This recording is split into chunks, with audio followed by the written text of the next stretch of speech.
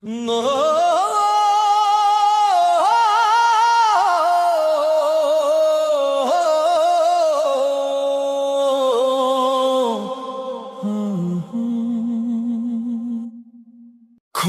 আমি এক পাপিষ্ঠ বান্দা, তোমার দুয়ারে দাঁড়িয়ে হাজার গুনাহের বোঝা কাঁধে এসেছি হাত বাড়িয়ে।